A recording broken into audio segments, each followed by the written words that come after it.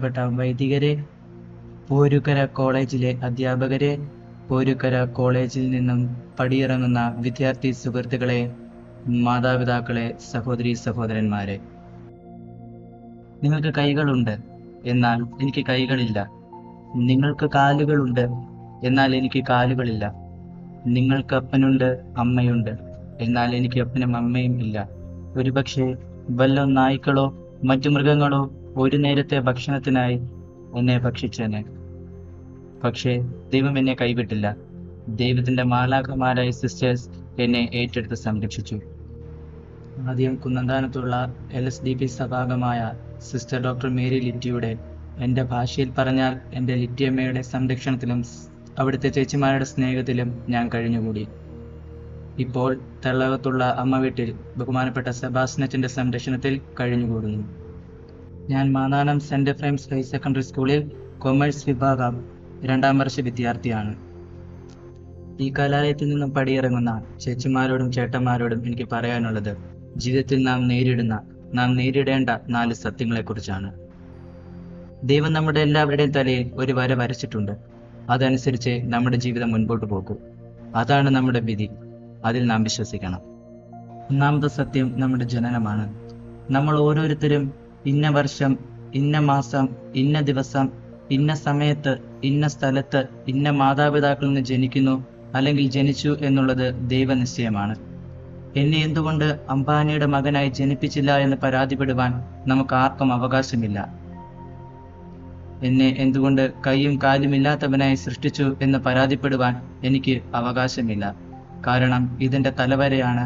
ഇത് നാം സ്വീകരിക്കണം. രണ്ടാമത്തെ സത്യം നമ്മുടെ ജീവിതാന്തസ്സാണ്.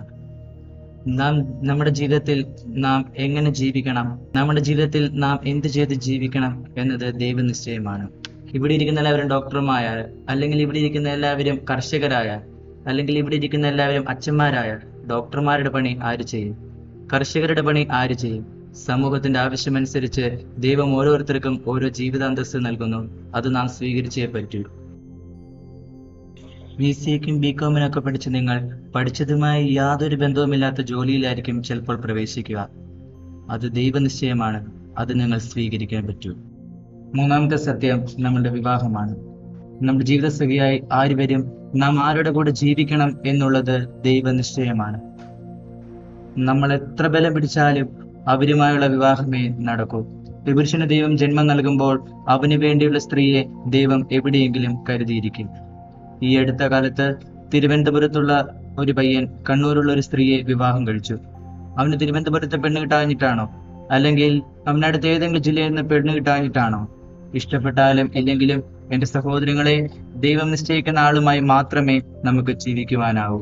നാലാമത്തെയും അവസാനത്തെയും സത്യം നമ്മുടെ മരണമാണ്.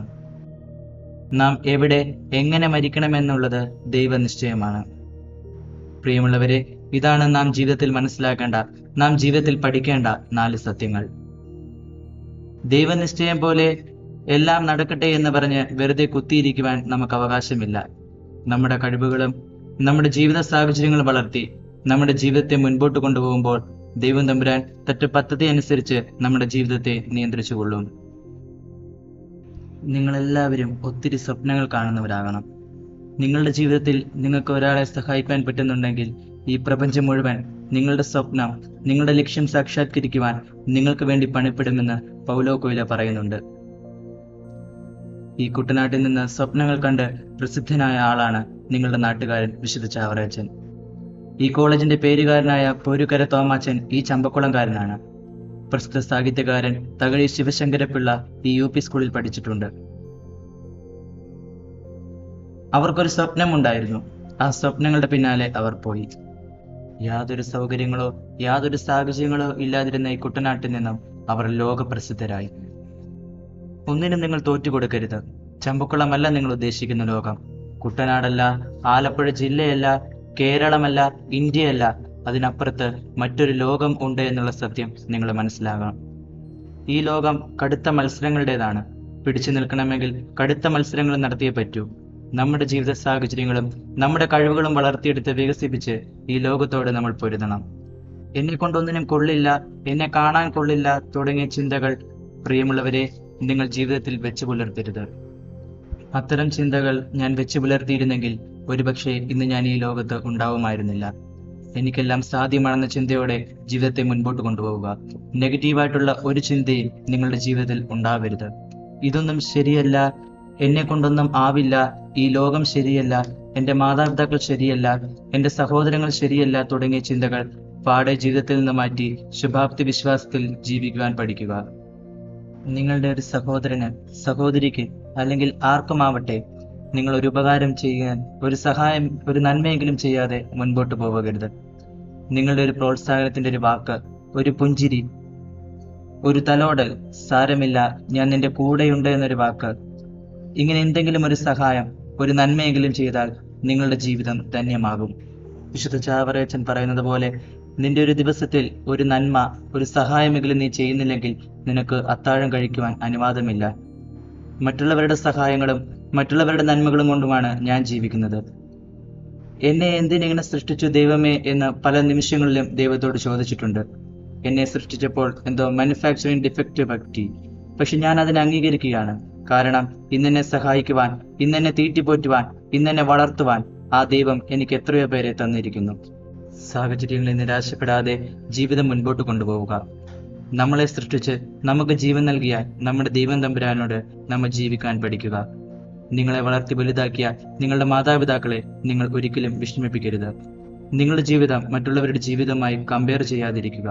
നിങ്ങളുടെ ജീവിതം, നിങ്ങളുടെ കഴിവുകൾ, നിങ്ങളുടെ ജീവിത സാഹചര്യം, അവയിൽ കാലൂന്നി ജീവിതത്തെ മുൻപോട്ട് കൊണ്ടുപോകുവാനാണ് ദൈവം ആഗ്രഹിക്കുന്നത്. കൂടിയിരിക്കുന്ന എല്ലാവരുടെയും പേരിൽ എൻ്റെ ചേട്ടന്മാരോടും ചേച്ചിമാർക്കും നൂറുമേനി വിജയം ആശംസിക്കുന്നു, പ്രാർത്ഥിക്കുന്നു. നിങ്ങളെ കാണുവാനും നിങ്ങളോട് സംസാരിക്കുവാനും എനിക്ക് അവസരം തന്ന, എന്നെ ക്ഷണിച്ച പ്രിൻസിപ്പൽ ബഹുമാനപ്പെട്ട ജോസി അച്ഛനോടും എൻ്റെ ഹൃദയം നിറഞ്ഞ നന്ദി അറിയിക്കുന്നു. ദൈവം എല്ലാവരെയും സമൃദ്ധമായി അനുഗ്രഹിക്കട്ടെ. Love you to all. Thank U.